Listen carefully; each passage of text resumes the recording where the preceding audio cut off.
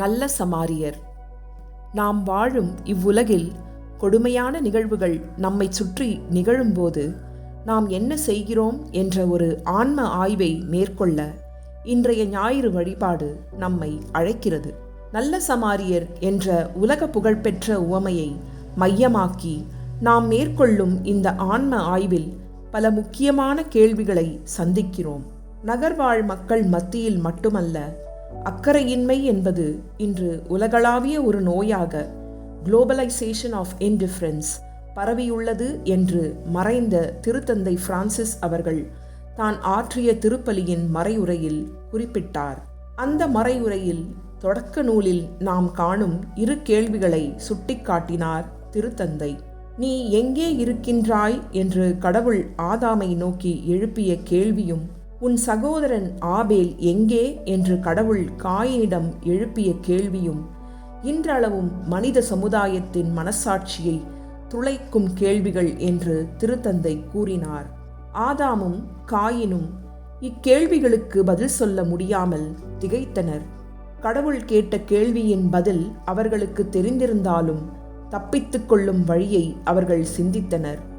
கேள்வி கேட்ட கடவுளை திசை திருப்ப முயன்றனர்.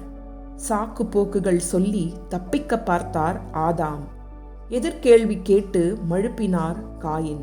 கேள்வி வடிவிலோ பிற வடிவங்களிலோ கடவுளின் வார்த்தைகள் நம்மை வந்தடையும் போது அந்த வார்த்தைகளில் பொதிந்துள்ள உண்மைகள் நம்மை சங்கடத்திற்கு உள்ளாக்குவதால் அவற்றை விட்டு விலக நாம் முயற்சிகள் எடுக்கிறோம்.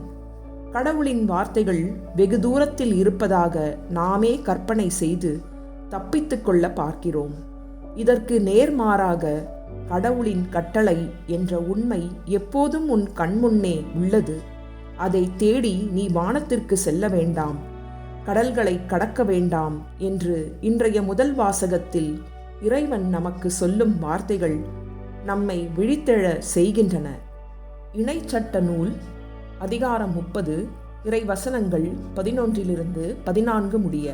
இன்று நான் உனக்கு கட்டளையிடும் இந்த கட்டளை உனக்கு புரியாதது இல்லை, உன்னிடம் இருந்து வெகு தொலையிலும் இல்லை. நாம் அதை கேட்டு நிறைவேற்றுமாறு நமக்காக யார் விண்ணகத்துக்கு போய் அதை கொண்டு வருவார் என்று நீ சொல்லாதவாறு அது விண்ணில் இல்லை.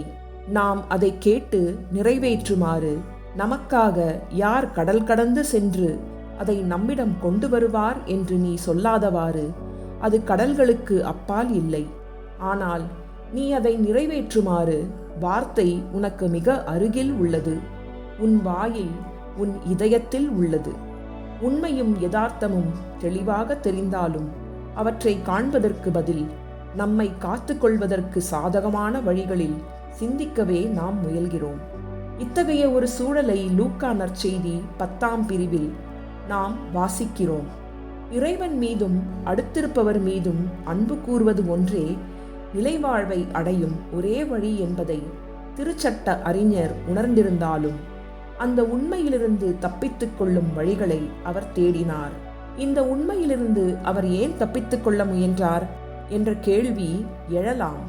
அதற்கு காரணம் இயேசு இன்றைய நற்செய்தியில் இருமுறை விடுத்துள்ள ஆபத்தான சவால்கள். இறை அன்பு, அயலவர் அன்பு என்ற இரு உன்னத கட்டளைகளை திருச்சட்ட அறிஞர் மனப்பாடமாக கூறியதும் இயேசு கூறிய வார்த்தைகள், சரியாய் சொன்னீர், அப்படியே செய்யும், அப்பொழுது வாழ்வீர்.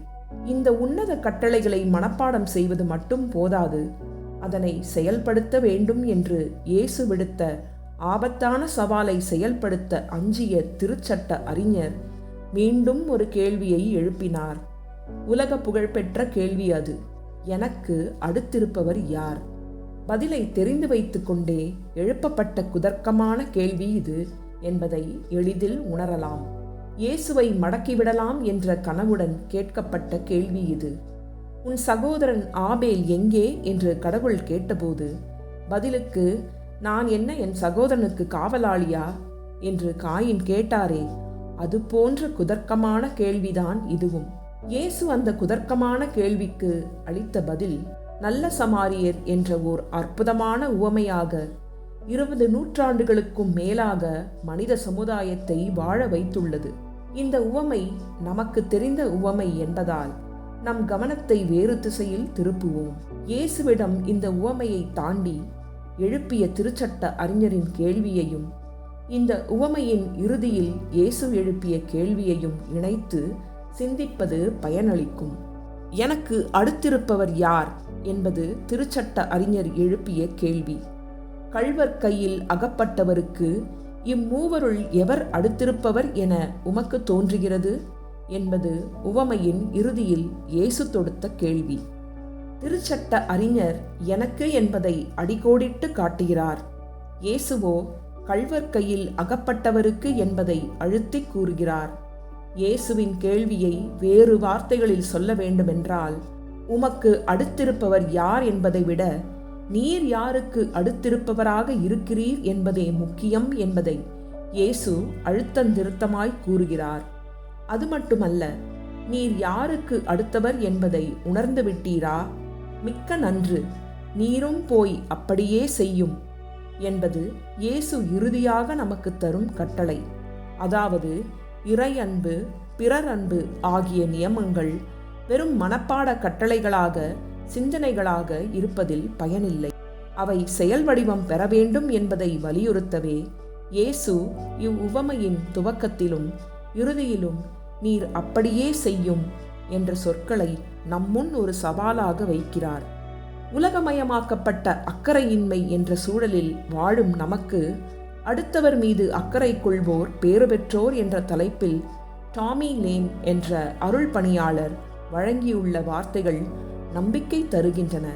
இந்த நம்பிக்கை வார்த்தைகளுடன் நமது சிந்தனைகளை இன்று நிறைவு செய்வோம். பிறர் மீது அக்கறை கொள்ளவும் அதனை வெளிப்படையாக காட்டவும் துணிவோர் பேறு பெற்றோர்.